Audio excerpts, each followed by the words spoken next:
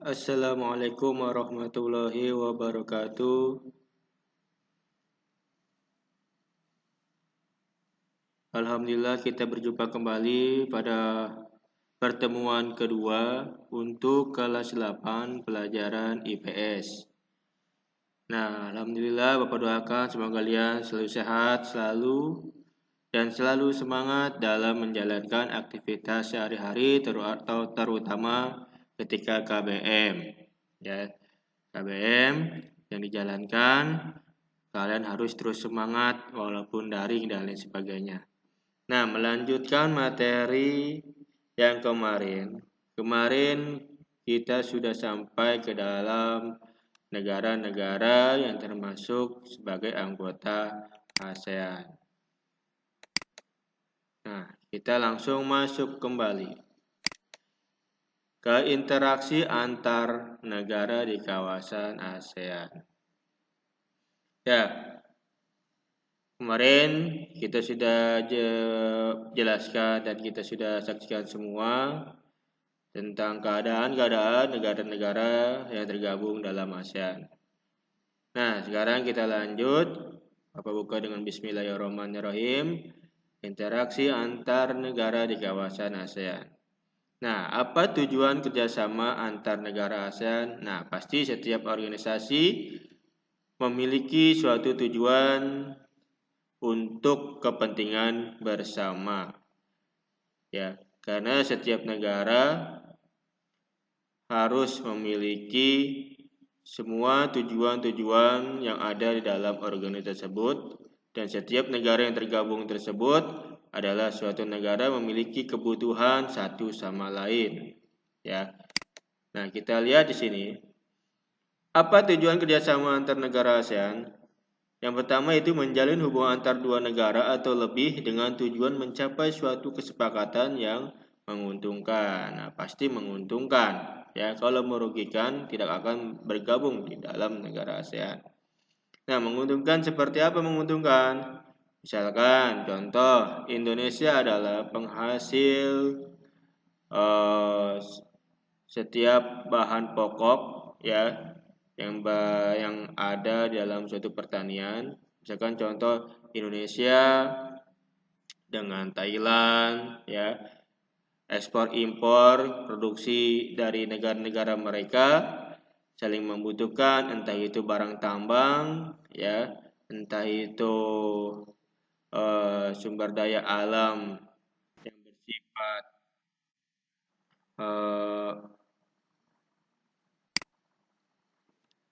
kehutanan atau perikanan ya, atau barang tambang lainnya.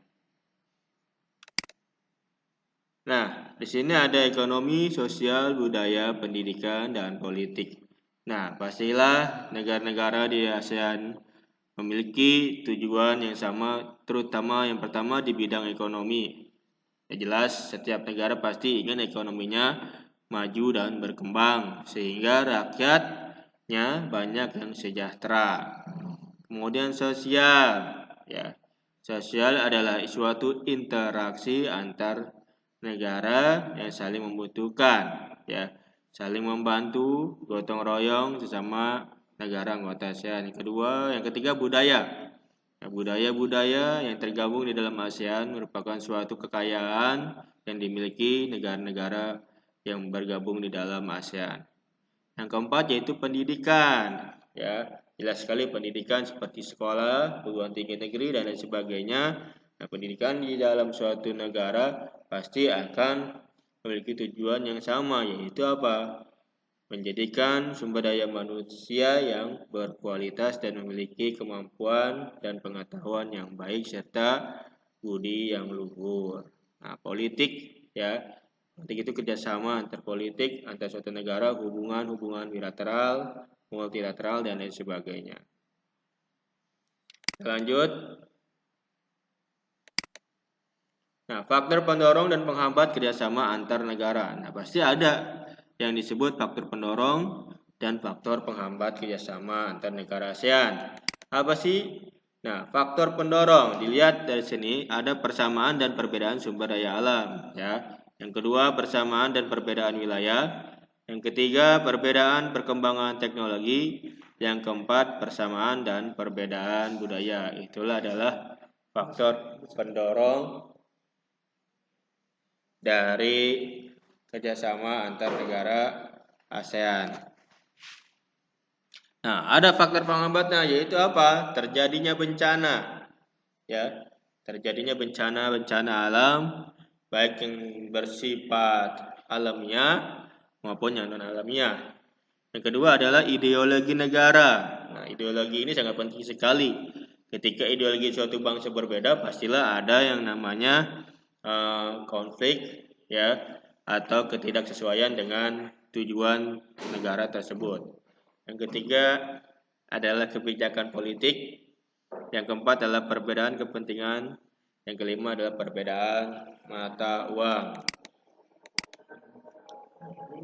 Nah, terus ada bentuk kerjasama antar negara ASEAN. Nah, ini ada bidang ekonomi, yaitu apa? Kesepakatan ekonomi Indonesia dan Singapura. Nah, kita lihat situ adalah petinggi-petinggi negara yang sedang membicarakan tentang perekonomian suatu negara yang tergabung dalam ASEAN. Nah, ini adalah budaya, ya, bidang sosial budaya yaitu penyelenggaraan festival budaya. Nah, kita bangga sebagai warga Indonesia memiliki budaya yang sangat banyak sekali, ya, dari berbagai bangsa, suku, ras, dan lain sebagainya. Nah, ini pertukaran pelajar, ya, bidang pendidikan. Nah, misalkan Indonesia pertukaran pelajar dengan Jepang, dan ini contoh yang digambar adalah pertukaran pelajar dengan Malaysia, ya. Untuk apa? Untuk memperbaiki dan menambah wawasan sumber daya manusia yang dimiliki suatu negara tersebut. Nah, ini adalah bidang politik, pertahanan, dan keamanan, yaitu bantuan tentara Indonesia, contohnya di Kamboja, ya, seperti pengamanan banyak sekali. Kita bangga terhadap tentara negara Indonesia ini yang banyak sekali, ya, menuangkan prestasi, ya, saling tolong menolong sesama negara-negara di ASEAN maupun di luar ASEAN. Jadi tentara kita itu sudah terkenal dan mendunia, ya, mendunia, saling bantu dan membantu, dan tenggang rasa. Yang selanjutnya yaitu pembentukan AHA, yaitu bidang penanggulangan bencana, ya, bencana-bencana seperti tsunami, gunung meletus, ya, gempa bumi, dan lain sebagainya. Nah, upaya peningkatan kerjasama antar negara ASEAN. Nah, ada di sini ada politik keamanan, ada ekonomi, ada sosial budaya yang disebut 3 pilar ASEAN. Faktor pendorong yaitu kekompakan, konsistensi, keterbukaan, saling memiliki, saling menghormati, kesetiakawanan sosial. Dan ada peningkatan kerjasama antar negara ASEAN yaitu stabilitas kawasan Asia Tenggara, pemenuhan kebutuhan di kawasan Asia Tenggara. Nah, pengaruh interaksi keuangan terhadap kehidupan di negara-negara ASEAN. Ada faktor-faktor alam terhadap perubahan ruang dan interaksi keuangan seperti faktor alam, faktor geologi, dan faktor ketersediaan sumber daya alam. Dan ada pengaruh perkembangan teknologi terhadap perubahan ruang seperti teknologi transportasi, teknologi komunikasi. Ya, transportasi seperti apa? Angkutan udara, laut, maupun darat yang semakin berkembang. Kemudian sama teknologi komunikasi, ya, yang sekarang serba canggih, ya, kita menggunakan handphone yang dimanapun dan kapanpun kita bisa memakainya. Kemudian ada pengaruh interaksi keuangan terhadap kehidupan ekonomi. Misalnya yang terakhir, pengaruh konversi lahan terhadap perubahan ruang dan interaksi antar ruang. Seperti apa? Pengaruh konversi lahan pertanian menjadi pemukiman. Nah, sekarang terjadi di Indonesia, lahan pertanian, ya, digusur atau dirubah, ya, dikonversi menjadi perumahan-perumahan. Ya, seperti contoh di Rajak, di Cadas, itu sudah banyak sekali sawah yang berganti lahan menjadi pemukiman atau perumahan. Yang kedua ada pengaruh konversi lahan pertanian menjadi kawasan industri. Nah, sampai di sini dulu materi dari Bapak untuk pertemuan kali ini. Ya.